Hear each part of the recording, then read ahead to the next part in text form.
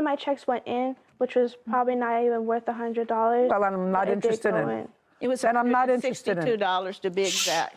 Sorry. I'm not interested in it. Virtually no money, with the exception of perhaps one paycheck, which amounted to about $100, was put in by you. Yes. Is that right? Yes. Okay. So the question is whether I believe that, A, you knew or should have known that these were bad checks. And I think you're a pretty smart girl, given your father's history. He gives you these checks, 2 in one day, one's for $1,200, one's for $600, one's for $300. You say, Dad, where'd you get this money from?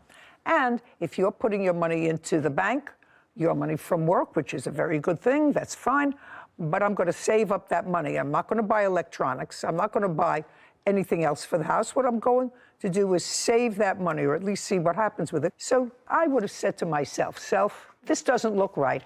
I don't know, or I have to ask my father, who's writing all these checks.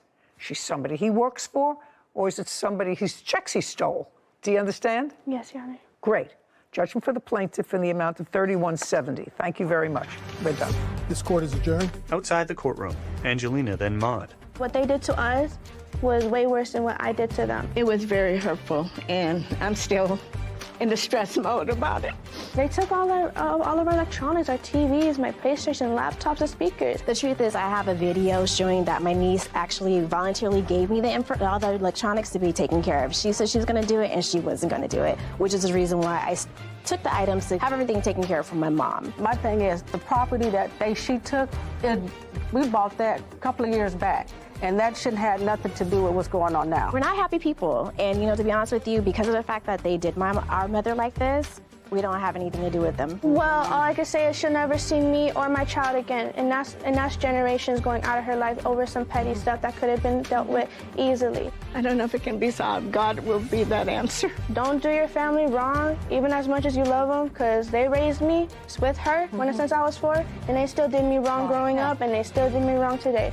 You can't trust anyone in your family, but that doesn't mean don't do them wrong. Because I never thought my family would do this to me.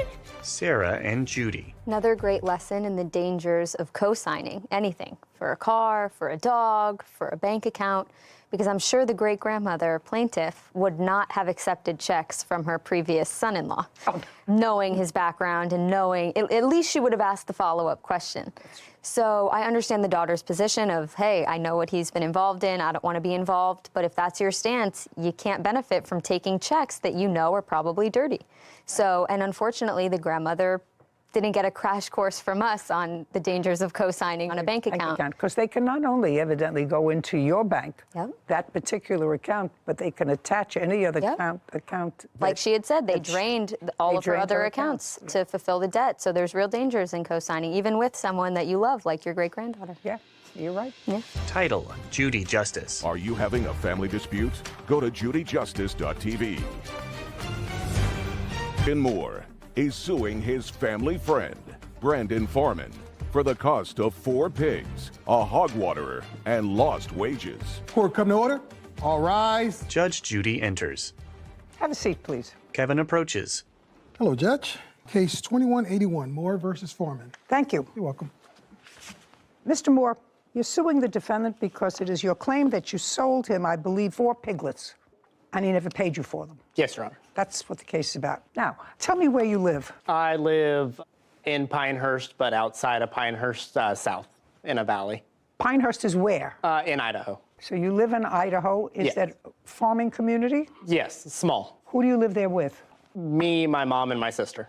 You have a farm? Yes. How many acres? Right now, 5, yes. We're working on buying land next to us. But right now you have 5 acres. Tell me what you raise. Right now we raise cows, pigs, and goats. You own that property? Yes, Your Honor. How long have you owned that property and raised those farm animals? Lived on the property my whole life, raised farm animals since I was about 16.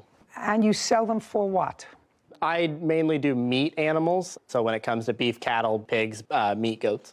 But you sell them on their own hoofs? Yes, yep, on the hoof, not by meat. And what do you do, Mr. Foreman? An underground shift supervisor. What is that? Underground miner. Do you live close by to Mr. Moore? Live a couple miles above him. How long have you lived there? Going on 5 years. Tell me what interest you have in pigs. Me and my buddy, we have a hobby, so to speak. He has cattle at his place, and I have raised pigs at mine. How many acres is your house? Just over 5. All you raise are pigs. Correct. And I assume you sell the pigs for meat. Correct. When was the first time, Mr. Foreman, you purchased pigs from Mr. Moore? Probably 2 years ago now. Okay. How many did you purchase? The first time, First time. I think there was 3. How much did you pay for them? I don't recall. Well, how much would 3